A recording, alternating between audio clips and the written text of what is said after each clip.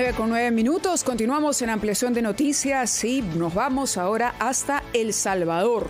En El Salvador se realiza un evento, una misión internacional de ciudades seguras que termina el día de hoy. Hay una delegación peruana que se encuentra allí integrada por alcaldes y congresistas. Felipe Castillo, alcalde de Los Olivos, está en El Salvador para conocer in situ el plan que aplica el gobierno del señor Nayib Bukele.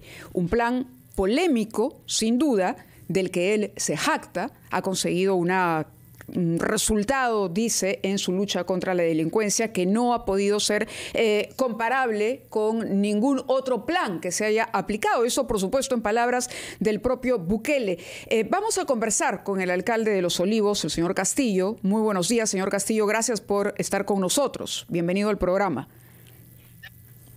Buenos días, Mávila y Fernando. Buenos días, alcalde. Sí, justamente estamos aquí en la capital de El Salvador, en San Salvador, justamente visitando y sobre todo conociendo de la experiencia, de la buena experiencia de la estrategia de seguridad ciudadana que ha implementado el presidente Nayib Bukele. Es importante, y cuando yo hablo básicamente en cuestiones, digamos, objetivas.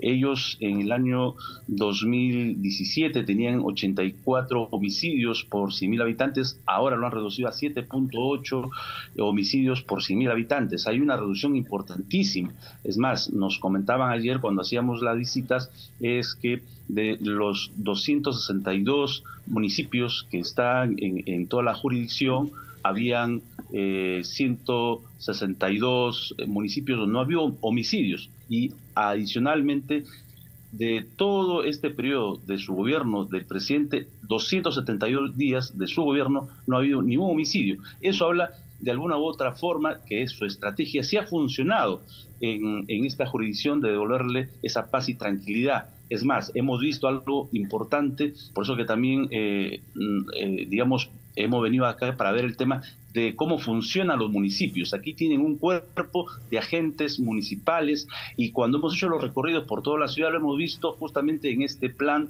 de control territorial, usando armas no letales, y es más, usando armas letales. Tienen su armamento letal, tienen su pistola para su defensa. Es algo que definitivamente vamos a llevar como experiencia de este país a nuestro país, al menos para poder discutirlo, para poder debatirlo, si es que realmente queremos enfrentar de forma eficiente la delincuencia en nuestro país. Nosotros ya, Salvador ya nos ha pasado en cuanto a la tasa, digamos, de disminuir la tasa de homicidios, ¿no? Nosotros tenemos casi, en este año se proyecta a un 8.7 homicidios por 100.000 habitantes. Ellos tienen 7.8, es decir, ellos han sido un país muy violento, de tal forma que han reducido de 83% del 2017 al 2022 a 7.8, y cuando conversamos justamente con los ciudadanos, con los taxistas, nos dicen que realmente pues han visto un cambio importante, y lo que más le interesa a ellos es la seguridad para poder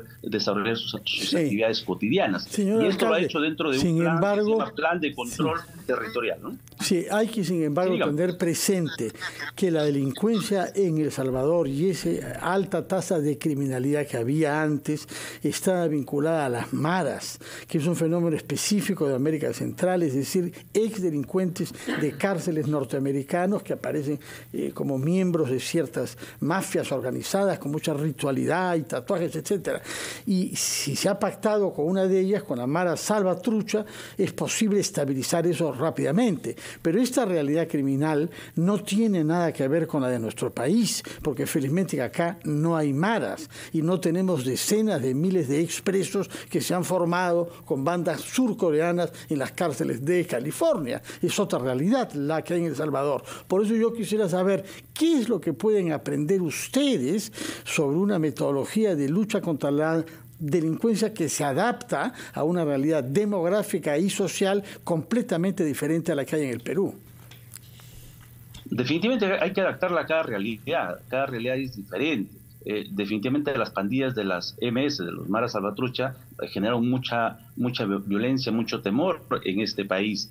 Pero lo que a mí me ha llamado la atención es la forma coordinada de en este caso, de las unidades que tienen que ver con el tema de seguridad, desde el gobierno local, con los cuerpos de agentes municipales, trabajando coordinadamente con la Policía Nacional Civil y en los espacios justamente más peligrosos según el mapa del delito que hay, por ejemplo, en San Salvador, están las Fuerzas Armadas con su cerco de seguridad, de tal forma que los tres componentes, local y gobierno nacional, con su Policía Nacional Civil y Fuerzas Armadas, están trabajando, y eso es lo que tenemos que hacer.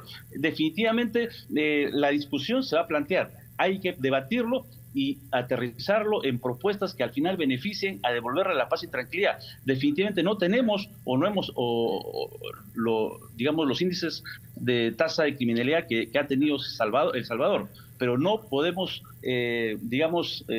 dormirnos en nuestros laureles para, digamos, que esto se genere una escalada de violencia en el país. Estamos justamente todavía en un punto de poder controlar, y por eso que necesitamos aplicar políticas nacionales y políticas locales que generen esperanza en la población, de devolver esa paz y tranquilidad que vive, digamos, que necesita el país, especialmente Lima Metropolitana, en Alcalde. Caso, Los Olivos.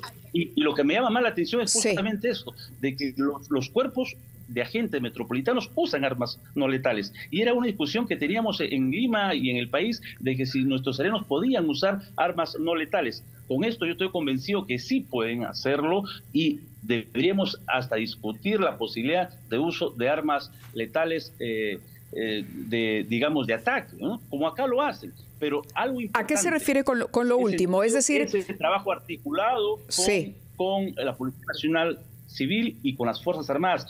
Definitivamente eso tenemos que hacer. Todos tenemos que poner nuestro granito de arena, todas las instituciones que tienen que ver con orden interno, y si tenemos que ir hacia un estado a un régimen de excepción, lo haremos. Por ejemplo, aquí se ha aplicado un régimen de excepción desde junio del 2022, pero no quiere decir que se hayan violentado o se hayan limitado los derechos, digamos, individuales, de reunión, de libre circulación. No, la gente vive su vida cotidiana normal. Solamente han intervenido dos cosas, ¿no?